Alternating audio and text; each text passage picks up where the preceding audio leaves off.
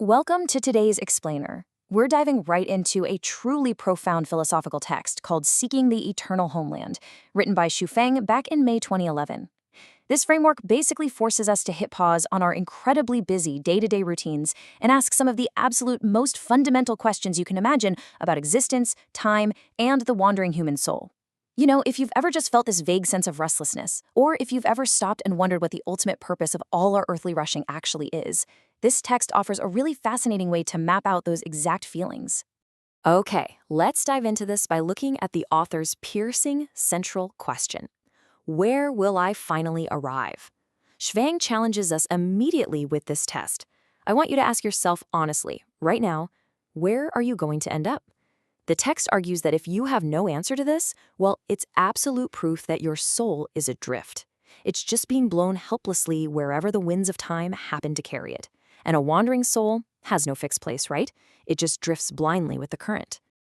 Now, the author actually makes a really careful distinction between two completely different types of drifting. First, think about the carefree duckweed. Drifting along and going with the flow isn't inherently a bad thing. If you truly live without clinging or expectation, literally floating on a lake where wherever the wind pushes you becomes your home, that is a carefree, awakened life. But let's be real with ourselves, that is rarely us. Most of us live what the text calls a confused life. We honestly don't know where we're headed, but we also absolutely refuse to let go. We drift, but we resist. And according to the text, a life lived in that constant state of resistance and confusion is deeply sorrowful and painful. To really bring this human dilemma into focus, the text uses these incredibly lyrical metaphors from nature. It says, leaves fall back to their roots.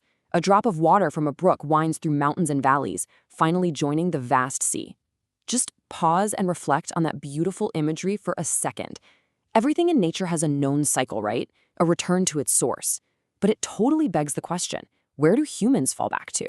Where will this tiny, winding drop of water that we call a person ultimately flow? Nature seems to perfectly know its destination, but humanity seems uniquely lost. So the crucial point here is the massive irony in how we actually live our lives. We spend our lives incredibly busy and rushing around, yet our destination remains completely unknown. The text highlights that our human lives are full of dissatisfaction and helplessness. Think about it. We are often less free of regret than a simple fallen leaf, and far less carefree than a drop of water in a brook. We spend our entire lives frantically busy, rushing from one task to the next, from one year to the next, yet we literally have no idea where we are actually heading or what our final destination truly is. All right, let's move into Section 1, the illusion of the earthly home.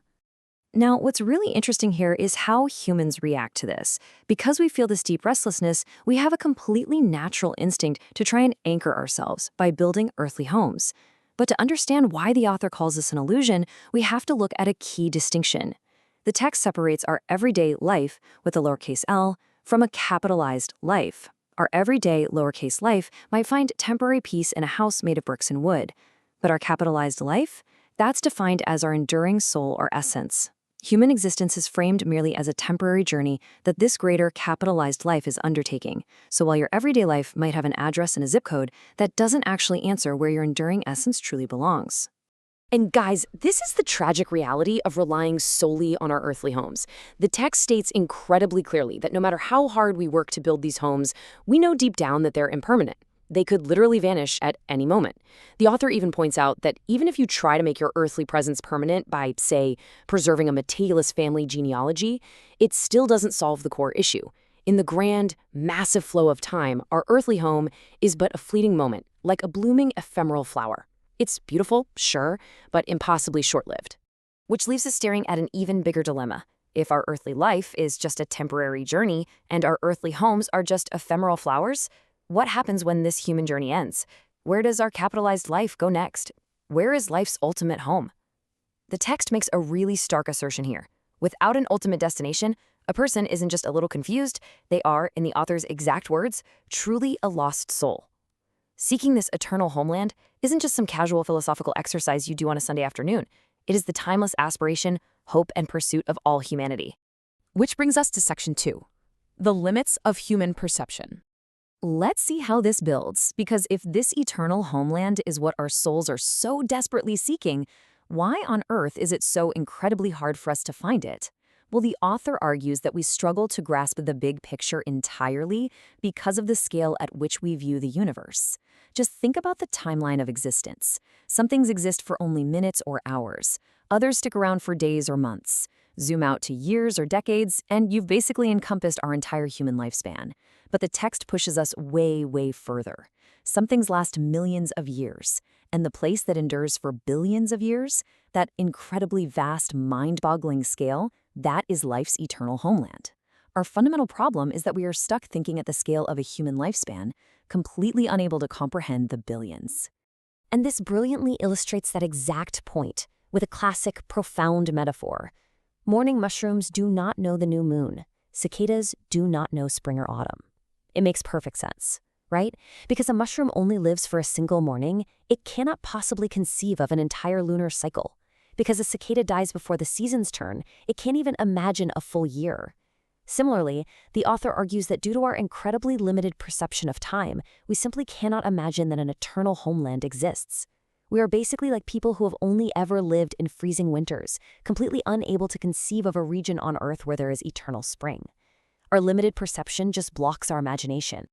Now, let's turn to Section 3, the eternal homeland. The text absolutely doesn't leave us in the dark here. It strongly asserts that hidden, eternal, spiritual realms actually do exist.